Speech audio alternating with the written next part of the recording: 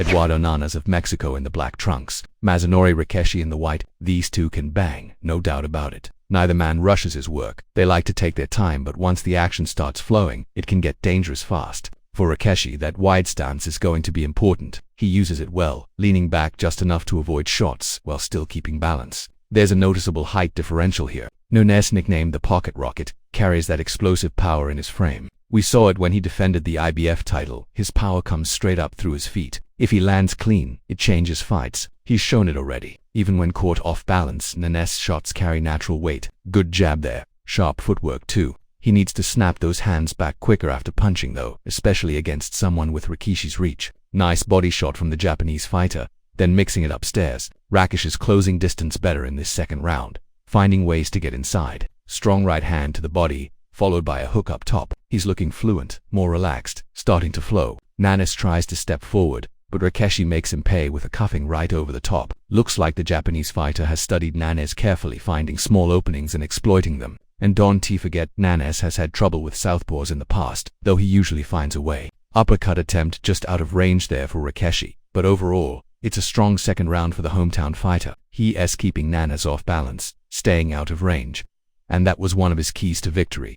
Survive those early rounds, frustrate Nunes and drag him into a fight on his own terms. Not many men have managed it. After all, 28 of Nanas' wins have come by stoppage. Round 2 goes in Rikishi's favor. Nanas hasn't landed the perfect shot yet, but the threat is always there. That's what makes him dangerous even when he's not throwing. His presence puts opponents under pressure. It's why so many of his fights end in stoppages. Fighters believe they've got room to work, then one mistake, and it's over. Rikeshi is moving well, trying to circle away, but a couple of times he's gone the wrong direction, right into Nanas' power hand. He's working hard here, doubling up the jab, looking to keep that distance. Still, you can see how much effort it takes just to hold Nanas off. It may not gas him immediately, but over the rounds, it drains the tank. Nanas keeps forcing the pace, stalking, cutting the ring. Even when his shots are blocked, you feel the weight of them. Remember, 18 of his wins came inside 3 rounds, 14 of those in the very first round. So for Rikishi, surviving and dragging this fight into the later rounds is a small victory in itself. The big question is,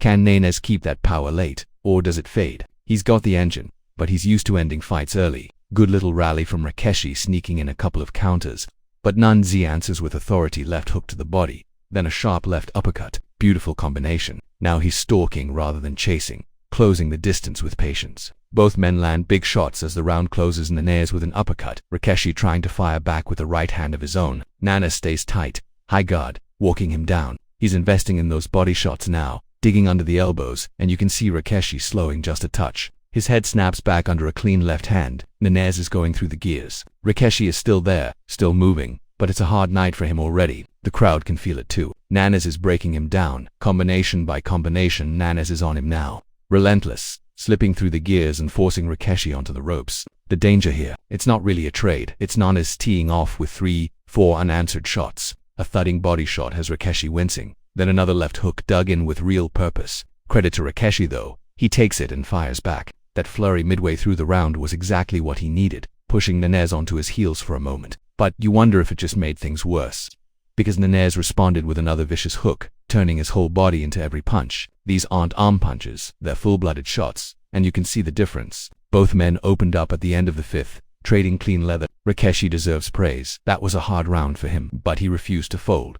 Even after eating some of Nanas' heaviest work, the crowd came alive as they closed the round, sensing the Japanese fighter's defiance. Still, the signs are there. Rikeshi is marked up, breathing heavier, and every time Nanas digs to the body, it leaves an impression. One looked borderline low, but it was another punishing blow. The Japanese fighter had his moments, sharp counters, good timing, but Nanas is starting to pin him down more and more with every attack. 3 different shots in quick succession. Straight, hook, then uppercut. Nanas let loose a right-hand barrage that forced Rikeshi to drop down, grimacing through a smile. The body shot had clearly sunk in. A right uppercut, straight right, and then the left hook capped off the flurry. Rikishi tried to slow the tide with his own bodywork, and the heads came dangerously close as the exchanges grew scrappy. Trading with Nanas isn't the smartest tactic, but at times it was all Rikishi could do. He found a few answers, a stiff right hand of his own, and once again the fight delivered. Mexico versus Japan rarely disappoints, and this was proving another classic. Just last May we saw Inoue produce fireworks,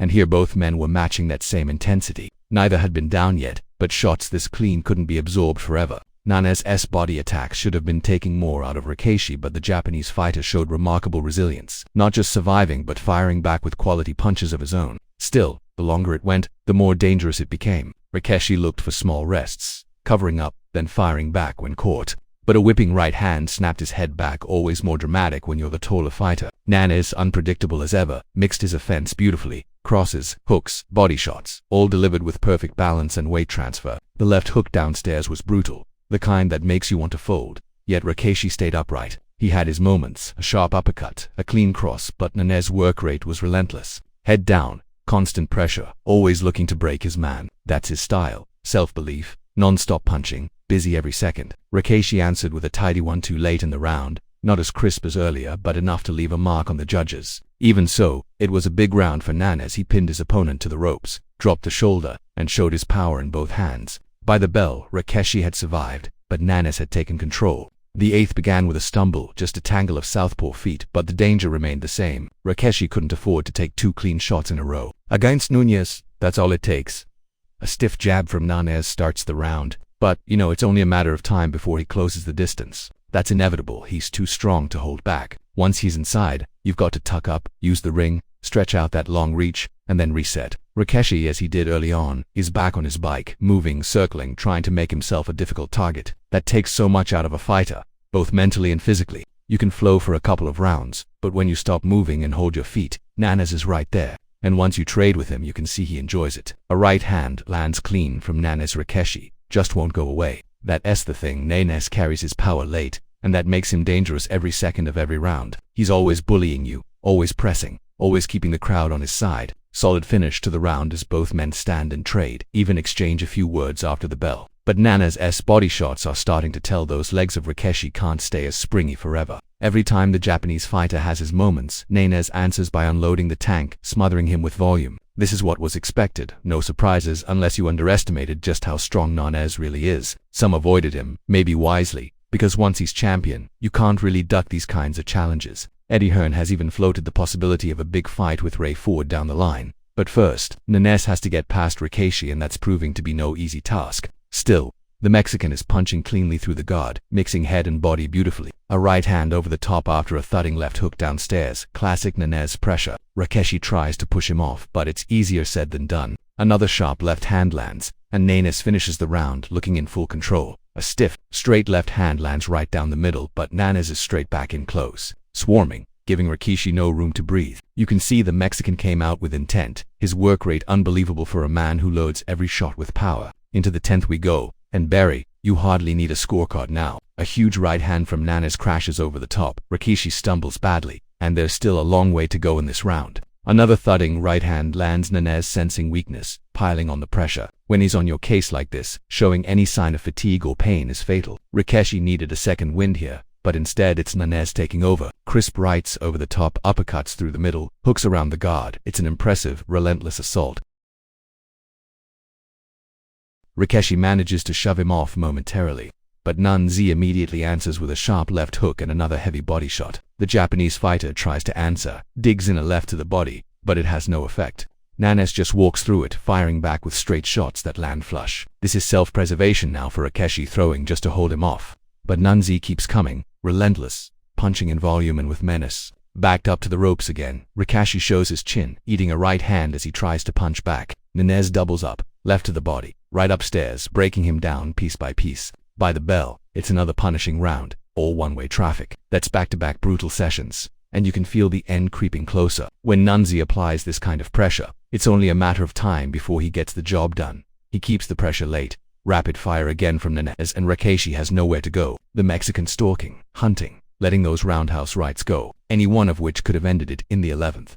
This fight was scheduled for 12, but the question is, will we even see the final bell? Rikishi is moving, trying desperately to keep his legs under him, but the storm just keeps coming. Nanez has every punch in the book, and when he traps you on the ropes, the unraveling feels inevitable. Still, to his credit, the Japanese fighter bites down and fires back at the end of the round. Brave resistance to take US into the 12th and final frame. And so here we are, one more round. For another man, the work would already be done. For Nanez, it feels like the finish is still there for the taking. For Rikishi, nothing less than a miracle is needed. He knows he must go out on his shield. Early in the 12th, Rikishi wings a right hook that draws cheers from the home crowd, but Nanas answers instantly. Powering forward, the Mexican's shots don't have quite the snap they did early, but the sheer volume, the relentlessness, is crushing. He mixes body and head beautifully, never giving his man a second to breathe.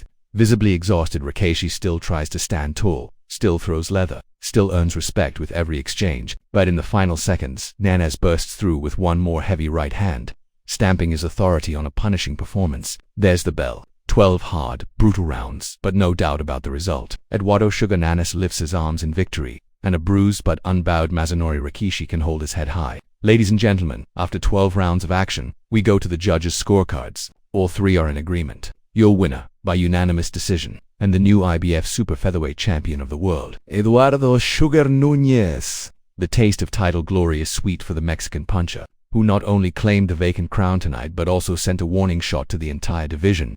The new champion is here, and he is a force to be reckoned with.